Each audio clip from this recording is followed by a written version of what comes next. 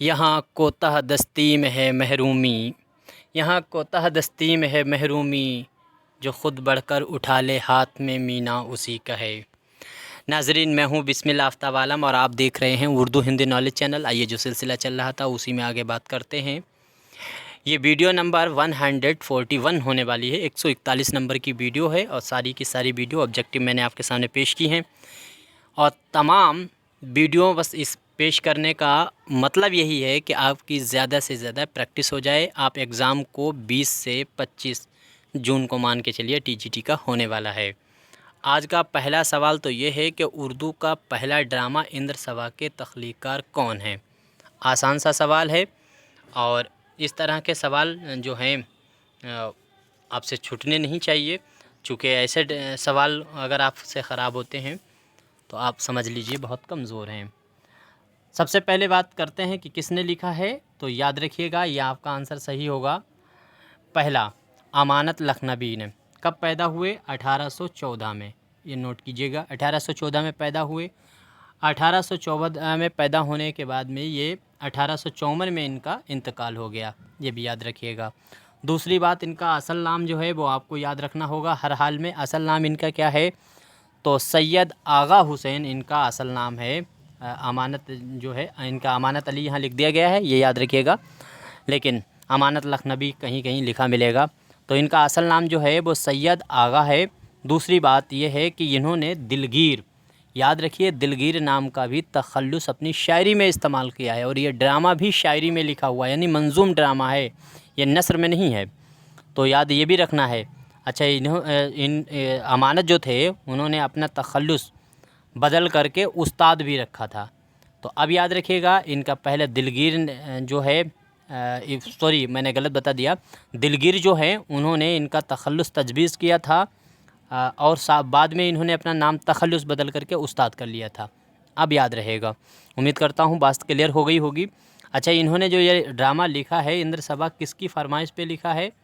तो आपका जवाब होगा जिन्होंने फरमाइश की है उनका नाम आबिद अली इबादत, इनका भी नाम आपको याद रखिएगा।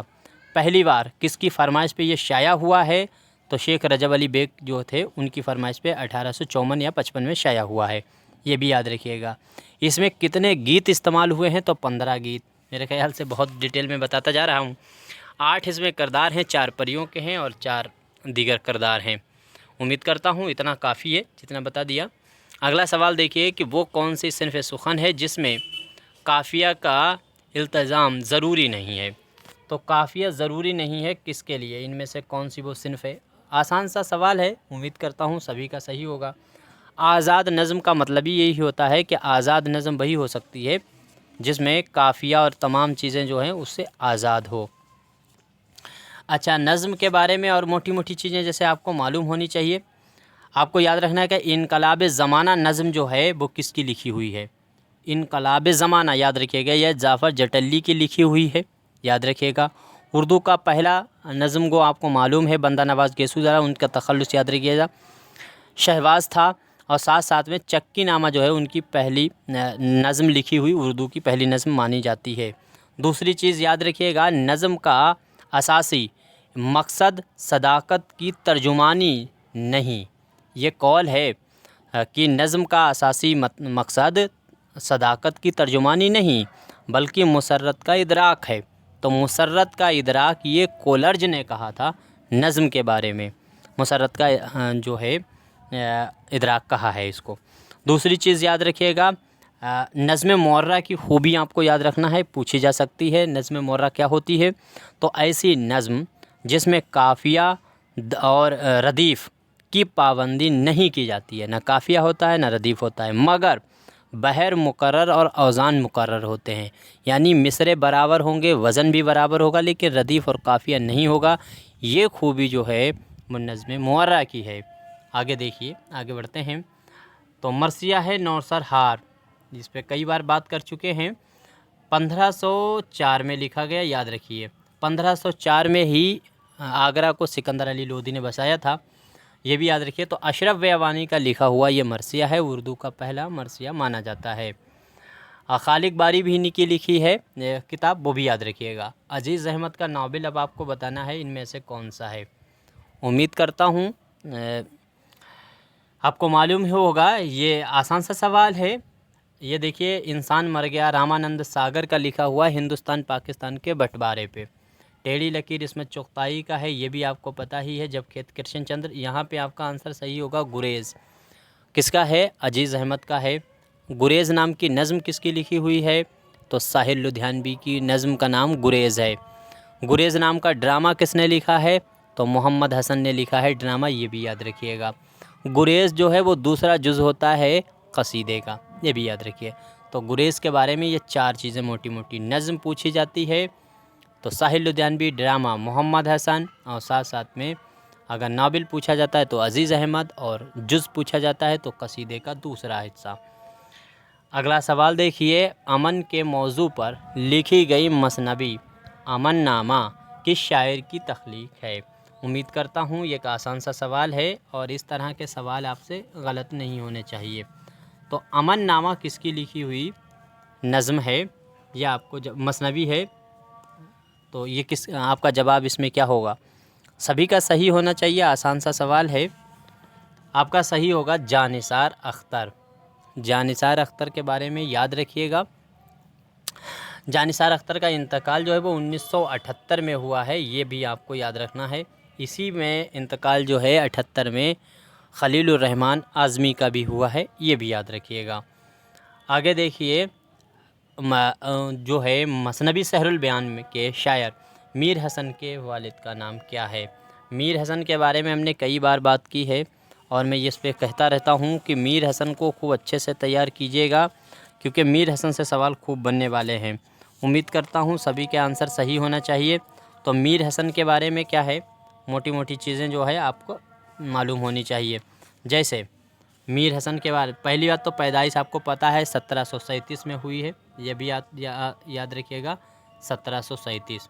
इंतकाल इनका 1786 में हुआ। पैदा ये कहाँ हुए? दिल्ली में। इंतकाल इनका लखनऊ में हुआ। मीर हसन के वालिद का नाम जो है वो मीर ग़ुलाम हुसैन ज़ाहक है, ये भी याद रखिएगा। मीर हसन के उस्ताद जो हैं ज़ियाउद्दीन ज़िया हैं और मीर दर्द हैं। ख्वाजा मीर दर्द के ये शागिर्द हैं मीर हसन। ऐसा कहा जाता है, बट लेकिन मेरे ख़याल से इसको सही नहीं ठहराया जा सकता। बहरहाल याद रखिएगा, ये उनके शागिर्दों में गिने जाते हैं। अच्छा, इनका ख़ानदान कहाँ का रहने वाला है? हेरात का। ये भी हमने कई बार इस पे बात की है। मीर हसन की तारीख़ वफ़ात किसने निकाली थी? मुसहफ़ी ने। इस पे भी मैंने कई बार बात की है। याद रखिए, मुसहफ़ी को लखनऊ अदब का शायर गिना जाता है, ये भी जहन में रखना चाहिए। शायर शीरीं बयान से ये जो लफ्ज़ था, इससे निकाली गई तारीख़ बहार मीर हसन की। मीर हसन का जो तज़करा है, तज़करा शुराए उर्दू, तो तज़करा शुराए उर्दू, इसमें कितने शायरों का ज़िक्र इन मीर हसन ने किया था? 304 शायरों का ज़िक्र किया था। आगे देखिए, अगला सवाल है, जिसमें शेर के बुनियादी लफ्ज़ से 2 मानी निकलते हैं तो सनद क्या कहलाती है? तो 2 मानी निकलते हैं, उम्मीद करता हूँ, एक वईद का, एक करीब का, तो ये होता है इहाम गोई। उम्मीद करता हूँ ये याद रहेगा, इहाम गोई। इहाम गोई की तहरीक को अच्छे से याद रखिएगा। इहाम गोई को जो है इहाम गोई जो है उसके ख़िलाफ़ जो तहरीक चलाई, उसके ख़िलाफ़ आवाज़ उठाने वालों में मज़हर जाने जाना का नाम याद रखिएगा।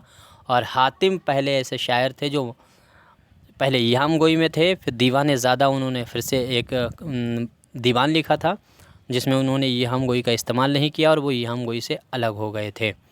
तो ये भी याद रखिएगा थोड़ा सा।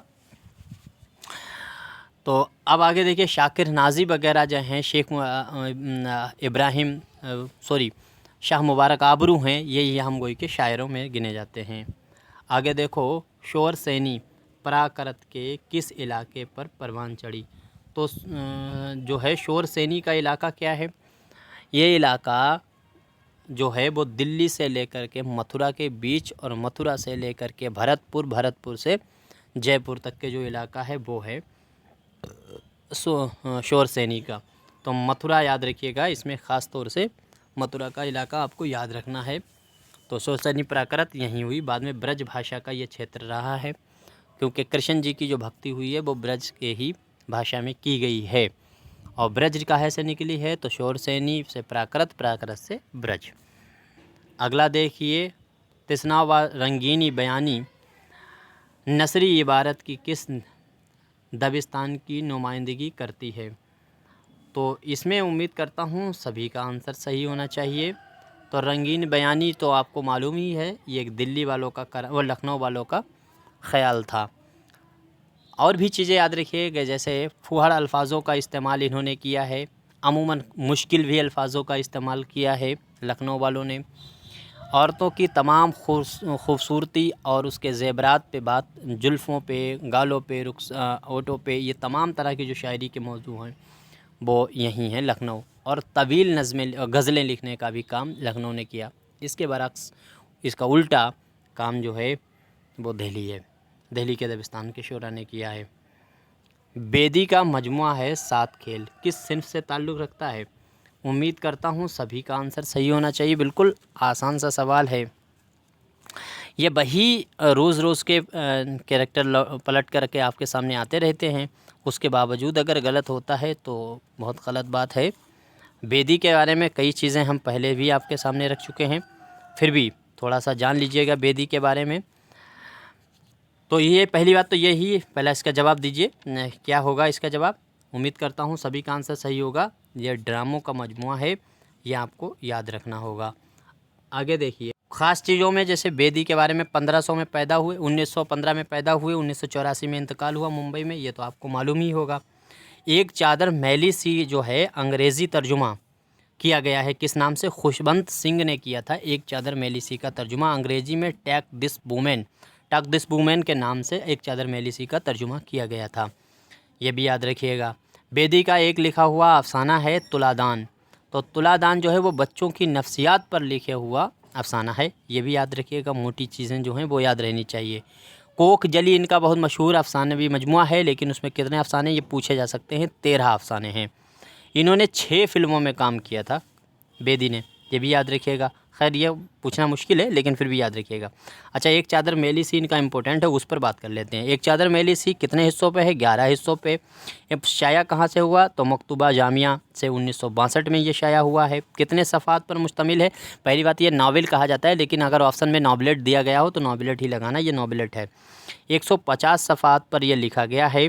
और एक चादर मैली सी का इंतसाब जो इन्होंने किया था वो अश्क हैं, शायर थे अश्क, मजरूह हैं और अमर हैं। इसके बाद में सुरेंद्र प्रकाश, ये 4 हैं, नाम याद रखिएगा। अश्क, मजरूह, अमर, सुरेंद्र, इनके नाम इन्होंने किया था। और अपने दुख मुझे दे दो अगर पूछा जाता है, बेदी का लिखा हुआ है अफसाना, तो ये अपने दुख मुझे दे दो, ये इन्होंने जो इसका इंतसाब किया था वो आल अहमद सुरूर के लिए किया था, ये भी याद रखिएगा। जब इतनी बातें याद रखनी है तो ये याद ही रखिएगा, मोटी मोटी चीज़ें हैं। एक चादर मैली सी में ये बहुत ही मशहूर जुमला है, कुदरत का कानून अफजाइश नस्ल है, तो ये जो जुमला है वो इस्तेमाल एक चादर मैली सी में ही हुआ है। बहुत कुछ हो गया इनके बारे में, आगे देखिए बस। सर सैयद साइंटिफिक सोसाइटी की बुनियाद का मकसद क्या था? तो इन्होंने जो साइंटिफिक रखी थी, सोसाइटी खोली थी, उसकी बुनियाद का मकसद क्या था? उर्दू शायरी का फ़रोग़ देना था, मुसलमानों में तालीम की बेदारी करना था, जंग आज़ादी की तहरीक में, या फिर मुख्तलिफ़ उलूम की किताबों का तर्जुमा, साइंसी ख़यालात को फ़रोग़ देना। यही आपका आंसर सही है। तो आपका आंसर सही होगा 4। उम्मीद करता हूँ सभी का आंसर सही होना चाहिए। और सही सर सैयद के बारे में मोटी मोटी चीज़ों पे हम बात कर चुके हैं, तो लिहाजा आगे बढ़ जाइए। प्रेमचंद का पहला अफसानवी मजमुआ, तो उम्मीद करता हूँ सभी का आंसर सही होना चाहिए। अगर इनको तरतीब से लगाया जाए तो कौन कौन सा लगेगा? नंबर 1 पे इसको लगा दीजिएगा, फिर इसको लगाइए, फिर इसको लगाइए, फिर इसको लगाइए, ये तरतीब इस तरह से हो जाएगी। बहरहाल आपसे ये पूछा गया इनमें से पहला कौन सा है, तो सोज़े वतन। जो मैंने ये तरतीब दी है ये एक ही बिल्कुल क्रम से नहीं है, छोड़ के है बीच में, लेकिन फिर भी सब अगर आपको याद है तो पता चल जाएगा किसके बाद कौन सा आएगा। और जब तरतीब देते हैं तो कंटिन्यू नहीं देते हैं, बीच में कि एक आध छोड़ देते हैं तसानीफ़ें और आगे पीछे करके दे देते हैं। तो सोज़े वतन याद रखिएगा, बहरहाल सोज़े वतन आपको याद रहना चाहिए। मुंशी प्रेमचंद के बारे में मोटी मोटी चीज़ों में अगर आप लिखते हैं तो वो तो खैर आपको मालूम है, लेकिन फिर भी मुंशी प्रेमचंद जैसे इनकी तसानीफ़ों में, जैसे यही अभी तसानीफ़ी पे जो इस पर बात कर रहे हैं, कल तो इन पे बात की थी मैंने कि इनका गोदान नावल जो है वो कितने बाब पर लिखा हुआ है, 36 बाब पे। ये सब बातें मैं बता ही चुका था। लेकिन उसके अलावा इनकी तसानीफ़ों में जैसे याद रखिएगा, शिकवा शिकायत, मासूम बच्चा, बदनसीब माँ, शांति, रोशनी, मालिकिन, नई बीबी, ये सब अफसाने जो हैं वो मुंशी प्रेमचंद के हैं और ये सभी के सभी शामिल हैं इसी वारदात में। ये आपको याद रखिएगा। वारदात में कुल कितने हैं अफसाने शामिल, तो ये भी याद रखिएगा, कुल 13 अफसाने इसमें शामिल हैं वारदात में। लखनऊ दबिस्तान का अहम शायर इनमें से कौन है? उम्मीद करता हूँ सभी को मालूम होगा। देखिए, नासिक भी है और मसहफ़ी को भी उसी में गिन लिया जाता है। मैं अभी थोड़ी देर पहले ये बात कर चुका हूँ। तो इसमें आपका आंसर सही क्या होना चाहिए? उम्मीद करता हूँ सभी का सही होगा। तो अहम अगर जब दे दिया गया है तो इसमें नासिक सही होगा और नासिक को ही लगाइए, क्योंकि वो इसके अलावा भी किसी तरह की और शायरी उन्होंने नहीं की सिवाय लखनऊ दबिस्तान के। किस कॉलेज के मुसन्निफ़ीन सलीस नस्र के अलंबरदार थे? तो कहाँ के ये मुसन्निफ़ीन जो थे वो सलीस नस्र के। तो आसान लिखने में ज़्यादा ज़ोर कौन देता था? उम्मीद करता हूँ सभी का ना दिल्ली कॉलेज का नाम आपको याद रखिएगा। फर्स्ट आंसर आपका सही होगा। अगला सवाल है, अमीर खुसरो शायरी के अलावा किस फ़न में कामिल थे? तो शायरी के अलावा अमीर खुसरो ये पूछिए कि किस में नहीं थे। हर चीज़ में ये बंदा माहिर था। तो मौसीकी इसमें कूट कूट के भरी हुई थी। तो याद रखिएगा, मौसीकी इसमें शेर व शायरी भी थी, मौसीकी भी थी।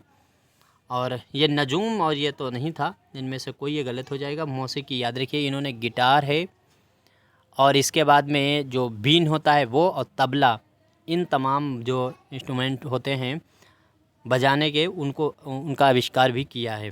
पहेलियों के लिए इनको जाना जाता है।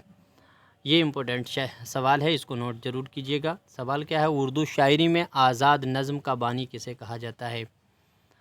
तो आज़ाद नज़्म का बानी किसे कहा जाता है? देखिए किस तरह का सवाल इन्होंने पूछा है। थोड़ा सा इस तरह ऐसा सवाल है जो आप उस पर नज़र नहीं ले जाएंगे। जैसे मोहम्मद हुसैन आज़ाद हैं, तो आज़ाद नज़्म का बानी इनको माना जाता है। इन्होंने आज़ाद नज़्में लिखना शुरू की, लेकिन उसको रिवाज ना मिल सका। बाद में अब्दुल हलीम शरर ने इस पर ज़्यादा काम किया है। चल के आगे देखो, जिनों परियों और जादूगर की दुनिया, दास्तान, बादशाह, उमरा और रईसों की मदह की जाती है। तो ये सारी चीज़ें कहाँ होती हैं? उम्मीद करता हूँ सभी का आंसर सही होता है। अब यहाँ पे इन्होंने क्या किया है कि यहाँ पे देखो, जिनों को बढ़ा दिया है, परियों को बढ़ा दिया, जादूगर की दुनिया, ये इतनी चीज़ें आप यहाँ पे बढ़ा दी हैं। बाद में यहाँ से तो आपको समझ आए बादशाह और नवाज़ों में मदह की जाती है, तो ये आपका आंसर सही होगा, कसीदा। उम्मीद करता हूँ सभी का आंसर सही होना चाहिए। यह कसीदा होगा, कॉमन सेंस की बात है इसमें। उम्मीद करता हूँ। अगला सवाल है, सर सैयद ने रिसाला तहज़ीबुल अखलाक जारी किया है, तो कहाँ से? तहज़ीबुल अखलाक दिल्ली से लौटकर, इंग्लिस्तान से लौटकर, गाज़ीपुर से लौटकर, अमेरिका से तो इंग्लिस्तान से जब ये लौट कर के आए तब ये इसका इंटो बनवा कर के लाए थे और फिर इस रिसाले को शुरू किया। तशबीब किस सिनफ़ सुखन का जुज़ है? तो किसको नहीं मालूम है तशबीब जो है किस सिनफ़ सुखन का जुज़ है? तो ये आपको याद रखिएगा, क़सीदे का है। यहाँ से जुज़ अगर आपको याद है तो बहुत आसान सवाल है। दक्कनी शायर वली की सने वफ़ात, वली का इंतकाल इनमें से आपको बताना है कब हुआ है। इनके बारे में बहुत जो है खुल कर के बात नहीं होती है, डाउट में इनका रहता है, पैदाइश भी इंतकाल भी, लेकिन फिर भी जो कॉमन बात है उसको याद रखिएगा। 1707 आपका आंसर सही होना चाहिए। तो 1707 में ही औरंगज़ेब का भी इंतकाल हुआ है, ये भी याद रखिएगा। ड्रामा दरवाज़े खोल दो, ड्रामा है दरवाज़े खोल दो किसका अफसाना है? मंटू का अफसाना है। फसादात पे लिया, दरवाज़ा खोल दो किसका है? तो यह ड्रामा आपको बताना है, कृष्ण चंद्र का। आपका आंसर सही 4 होने वाला है। उम्मीद करता हूँ सभी का आंसर सही हुआ होगा। दूसरी चीज़ है, अगर कृष्ण चंद्र की बात आई है तो कृष्ण चंद्र पे कुछ और भी बातें करते हैं। जैसे पैदा तो ये 14 में हुए, 1914 में, याद रखिएगा 1914 में ये पैदा हुए हैं। दूसरी बात, इनकी पहली कहानी जो है वो इरकान है, ये बात आपको याद रहनी चाहिए। इनका पहला अफसानवी मजमूआ तिलस्म ख़याल है और दूसरा जो है नज़ारे है, ये भी आपको जहन में रखना चाहिए। एशिया का अजीम शायर इनको माना जाता है, ये तो आपको मालूम ही है। दूसरी चीज़ आपको याद रखना चाहिए कि कृष्ण चंद्र के कुल अफसानवी मजमूए कितने हैं, तो 33 हैं। नावल कितने हैं, तो 47 हैं, ये भी याद रखिएगा। अच्छा, कुछ ख़ास इनके जो जैसे तसानीफ़ों में आप याद रखिए, अफसानवी मजमूए में जैसे हवाई किले है, इन्हीं का लिखा हुआ है। घूंघट में गोरी चले, ये भी इन्हीं का लिखा हुआ है। नगमे की मौत याद रखिएगा। एक गर्जा एक खंदाक, ये बहुत ही मशहूर इनका अफसानवी मजमूआ है, ये भी याद रखिएगा। यूकलिप्टस की डायरी, ये भी याद रखिएगा। ये सब कृष्ण चंद्र के हैं। और इनके मशहूर अफसानों में जैसे हुस्न और हैबान है, ज़िंदगी के मोड़ है, मिस नैनीताल है, इसके बाद में मूवी, ये याद रखिएगा मूवी। अच्छा, 2 फरांग लंबी सड़क भी इन्हीं का है। आंगन, खदीजा मस्तूर का तो लिखा हुआ है नावल, लेकिन आंगन इनका मशहूर अफसाना है कृष्ण चंद्र का। अगला सवाल देखिए, सवाल है गुलज़ार नसीम में किसकी कहानी बयान की गई है? तो गुल बकौली की है गुलज़ार नसीम में, आप सभी को मालूम है, उम्मीद करता हूँ ये तो सभी को पता ही होगा। यहीं तक क्वेश्चनों पे बात करते हैं। इसके अलावा इनमें जो भी गलती हुई हो बताइएगा, मैं आपका बेहद शुक्रगुज़ार रहूँगा। और अगर आपका कोई मशवरा है तो भी ज़रूर बताइएगा।